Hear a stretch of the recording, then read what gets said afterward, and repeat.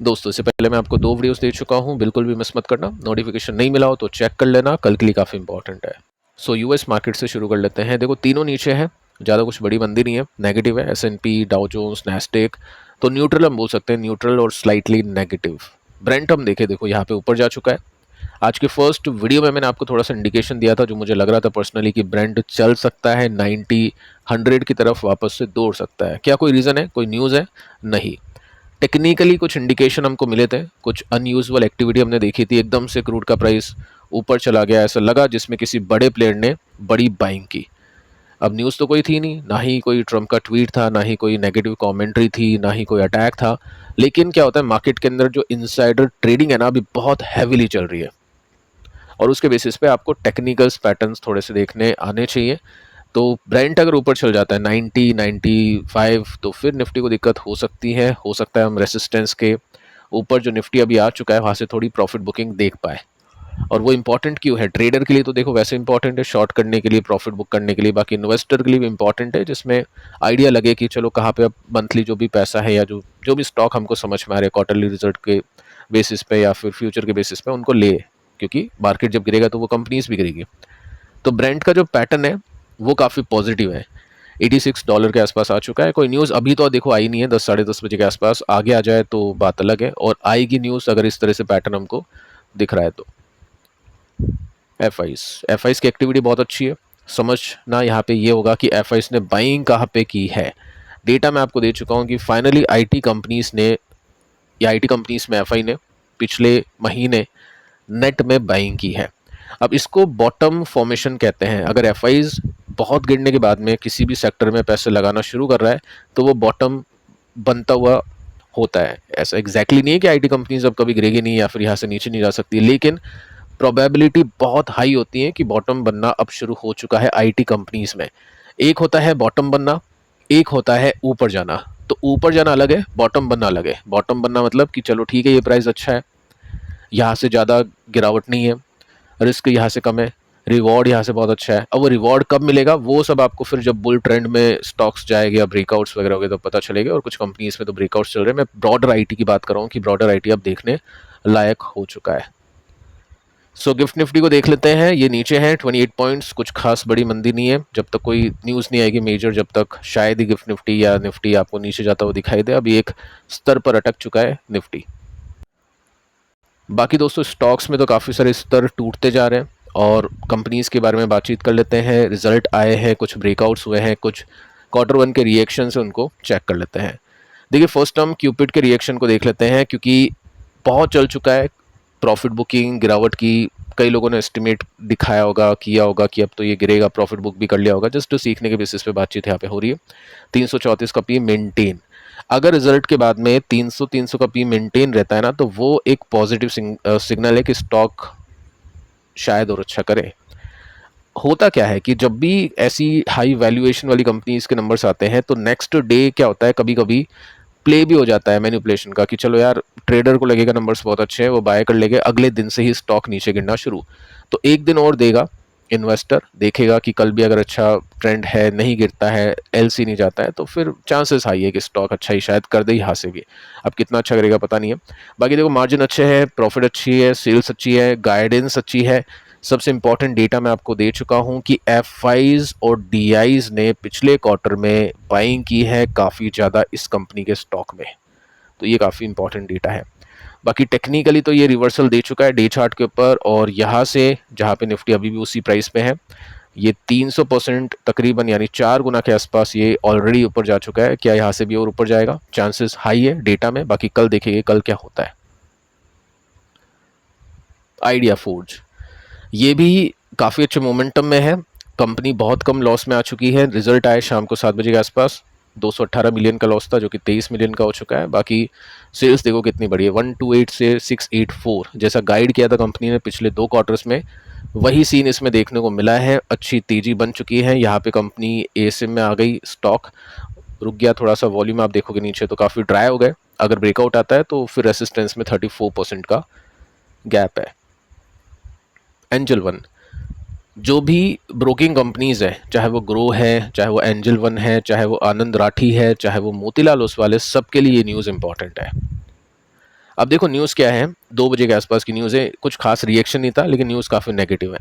UPI payment के ऊपर MDR charges की बात अभी चल रही है। सरकार एमडीआर चार्जेस लगाएगी, यानी एक चार्ज लगेगा परसेंटेज बेसिस पे कि कितना आपने यूपीआई किया। अब वो जो चार्ज है ना, आपसे नहीं लिया जाएगा, यानी कस्टमर से जो पे कर रहा है उससे नहीं लिया जाएगा, मर्चेंट से लिया जाएगा, यानी जिसके पास में पैसा जा रहा है, यानी जो कंपनी है उससे वो चार्ज लिया जाएगा। तो ये जो चार्ज है ना, ये ब्रोकिंग कंपनीज के लिए लागत बढ़ा देगी।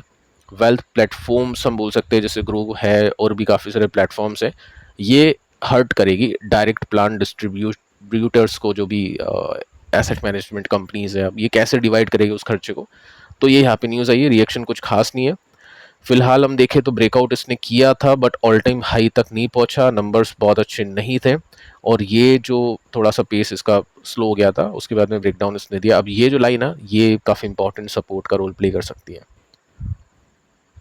वीनस पाइप रिजल्ट इसके आउट हो चुके हैं ओपन मार्केट के अंदर 1-1:30 बजे के आसपास। रिएक्शन है थोड़ा सा पॉजिटिव, तो ठीक है। बाकी नंबर्स में इतना कुछ खास दम नहीं है क्योंकि प्रॉफिट मार्जिन इसके गिरे हैं।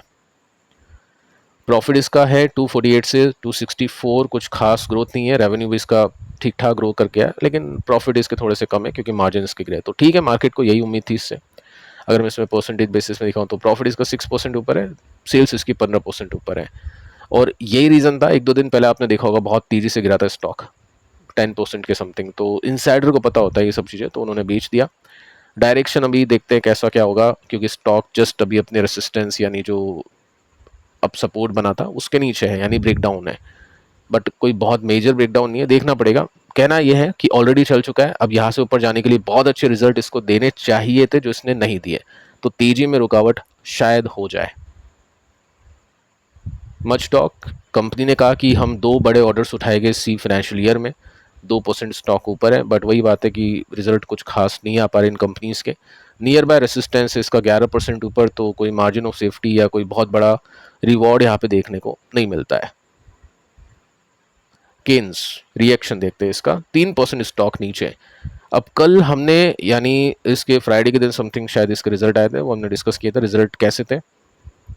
वैसे कंपनी के रिजल्ट ओके थे, मार्जिन के बेसिस पे कुछ देखो नेट प्रॉफिट इसका आया था कम, मार्जिन स्ट्रांग हो गए, सब कुछ ठीक था, सेल्स भी ठीक थी, एस्टिमेट से ऊपर था सब कुछ, लेकिन जो नेट प्रॉफिट है, जो सब कुछ पे करने के बाद में, जैसे टैक्स हो गया, डेप्रिसिएशन हो गया, ये सब चीज़ें हटाने के बाद में जो शुद्ध प्रॉफिट है वो कम आ गया इसका। तो कोटक ने यहाँ पे बोला है स्टॉक न्यूट्रल है, 3550 है, कोर ऑपरेशन इसका बहुत अच्छा था, लेकिन ये ऑफसेट हो गया by higher interest and depreciation cost, यानी डेप्रिसिएशन ज़्यादा हो गया, मशीनरी के ऊपर जो भी डेप्रिसिएशन लगता है, इंटरेस्ट ज़्यादा इसने पे कर दिया, कर्जे है इसके ऊपर, और साथ में नेगेटिव ऑपरेटिंग कैश फ्लो। यही तो चिंता है, कंपनी के पास में कैश ही नहीं है, नेगेटिव है।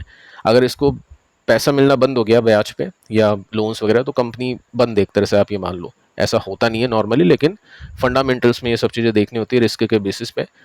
तो अगले कुछ टाइम में भी आपको ये सब पैट इसका कम, यानी प्रॉफिट आफ्टर टैक्स कम देखने को मिलेगा, ऐसा कोटक को लगता है। और ये जो हमने ब्रेकआउट देखा था 16% की चर्चा की जा सकती थी, अभी भी देखो मेंटेन है, क्योंकि इस लाइन को तोड़ा नहीं है एग्जैक्टली। आज इसी लाइन के ऊपर इसने सपोर्ट लिया है, बहुत गिर गया था इसका मतलब, लेकिन क्लोजिंग बेसिस में ठीक इसने क्लोजिंग दी है। अब देखिए दोस्तों, यहाँ से देखते हैं 16% का इसमें है गैप, लेकिन एक चीज़ सीखने वाली बात यह है, यहाँ पे टाइम देखो 2026 भी शुरू नहीं हुआ था। अब यहाँ पे जब ये गिर रहा था ना, काफ़ी लोगों ने बाइंग की थी, ऊपर से ही खरीदना शुरू कर दिया था। जब मैं आपको बता रहा था कि ये फॉलिंग नाइफ है, रुको थोड़ा सा देखो टेक्निकल में क्या होता है, क्योंकि फंडामेंटल तो आपको पता नहीं है, किसी को नहीं पता है अभी आगे क्या होगा, कैसे क्या होगा, रिजल्ट वगैरह। टेक्निकल्स तो दिख रहे हैं ना आपको सामने। तो ये हमने एक रेसिस्टेंस का एक पॉइंट डिसाइड किया था डेटा के हिसाब से, और ये देखो यहाँ से ऊपर गया ही नहीं। इतना टाइम हो गया, अब ये पूरा आधा साल या मोर देन आधा साल हो गया, और इसमें आप देखोगे तो यहाँ पे इन्वेस्टर्स का पैसा ब्लॉक हुआ है, कोई रिटर्न बना नहीं है। जबकि सिंपल सी कंपनी डिक्सॉन, सेमिकॉन में कुछ और अगर आप देख लेते हैं, जैसे सिरमा है या सीजी पावर, उनमें सब में पैसे बनाए, या कुछ और सेक्टर कैटेगरी में देख लेते हैं जिसमें अच्छा रिवर्सल है, नंबर्स अच्छे हैं, तो पैसे बन जाते हैं। सीखने वाली बात है कि ऐसी कंपनीज में जिनका टाइम अभी सही नहीं है, नंबर सही नहीं है, पैटर्न सही नहीं है, वो कंपनी कितनी भी अच्छी हो, पैसा नहीं बनेगा उसके अंदर। और कोई ख़राब कंपनी भी होगी लेकिन उसका टाइम सही है, उसके टेक्निकल सही है, फंडामेंटल अगर शॉर्ट टर्म के लिए सही है तो उसमें बहुत पैसा बन जाएगा। तो ये सब चीज़ें आपको देखनी होगी। स्काई गोल्ड देखो, ये स्काई में उड़ रहा है, अभी भी 9% ऊपर है आज, 52 वीक हाई। न्यूज़ क्या आती है? न्यूज़ दोस्तों आती है कि कंपनी ने Q1 में ऐसा धमाका किया है कि इन्वेस्टर शॉक हो गए। वाई बेसिस में 141% की ग्रोथ दे दी, रेवेन्यू सेल्स कर दी 78% ऊपर। तो बहुत ही धांसू, बहुत ही कमाल के रिजल्ट इसमें आ गए और उसके रिएक्शंस भी आपने देखे कि मार्केट ने इसको किस तरह से रिएक्शन दिया है। फर्स्ट आप देखो कि यहाँ पे पॉजिटिव ऑपरेटिंग कैश फ्लो है, जो हमने केन्स में देखा नेगेटिव, वो यहाँ पे पॉजिटिव है, यानी इस पैसे से कंपनी फर्दर एक्सपेंशन कर सकती है। कर्जा लेना नहीं पड़ेगा, तो कर्जा नहीं लेगी तो ब्याज भी नहीं देना पड़ेगा। कर्जा होता है इन कंपनीज के ऊपर, बट केन्स की तरह इतना कर्जा नहीं होगा कि ब्याज के चक्कर में आपका नेट प्रॉफिट ही खराब हो गया। ये एक अच्छी बात है। इसके बाद में कंपनी एक्सपोर्ट के अंदर अपने कदम फंसा रही है, जिसमें यूके आता है, यूरोप मार्केट आते हैं, तो उसके अंदर कंपनी अच्छा करेगी। अब आगे चल के ऐसा कहना है। 27 में कंपनी ने टारगेट रखा है 8100 करोड़ के रेवेन्यू का, उससे भी ज़्यादा, मोर देन। तो ये गाइडेंस भी अच्छी है, सब कुछ ठीक है। स्टॉक ने रिएक्ट किया और यहाँ से अगर हम देखें इसके बेस से 181 ऊपर जा चुका है। अगर मैं रेसिस्टेंस से भी देखूँ ब्रेकआउट के टाइम से, तो भी 61% ऊपर जा चुका है, जबकि निफ्टी वहाँ पे कुछ नहीं कर पाया, लेकिन स्टॉक ने अच्छे परफॉर्म किया। सेकंड, कुछ देखो गोल्ड वाली कंपनीज है, ज्वेलरी कंपनीज है, नंबर्स अच्छे आते हैं लेकिन स्टॉक नहीं चलता है। तो मैं वही बता रहा हूँ, पैसा आपका फंडामेंटल अच्छे होने पर नहीं, टेक्निकल अच्छे होने पर बनेगा। तो ये नहीं है कि फंडामेंटल देखना ही नहीं है, लेकिन फंडामेंटल को जितनी वैल्यू देनी है उतनी ही वैल्यू है, उससे 2% ज़्यादा आपको टेक्निकल्स को देनी है। तो ठीक है, यहाँ पे अच्छी ग्रोथ बन रही है। हाँ, एक इन्वेस्टर ने पिछले वीडियो में कमेंट किया कि नंबर्स बहुत अच्छे हैं, उम्मीद थी नहीं इतना पैसा बनेगा, बन गया, अब 10 साल होल्ड करूंगा। बस यहाँ पे गलती कर देते हैं, 10 साल का दोस्तों इन कंपनीज के मैनेजमेंट को नहीं पता कि क्या होगा। तो बेटर यही है कि जब भी नंबर्स खराब आने की सीरीज शुरू हो जाए तो प्रॉफिट को बुक करें। यही सब चीज़ें होती हैं इन कंपनीज में। अच्छे खासे गेंस मिल जाते हैं, बट फिर वो अटकने पर वो जो CAGR है वो काफ़ी कम हो जाते हैं। तो अगर फ़ायदा मिला है तो उसको उठाना चाहिए, टेक्निकल्स की समझ है तो फिर डेफिनेटली उसको यूज़ करना चाहिए। तो फिलहाल दोस्तों इस वीडियो में इतना ही। पिछले 2 वीडियोज़ आप देख लेना, जस्ट आज 3 ही वीडियोज़, जितना डेटा उतनी बात। कल मिलते हैं नेक्स्ट वीडियो में, तब तक के लिए शुभ रात्रि।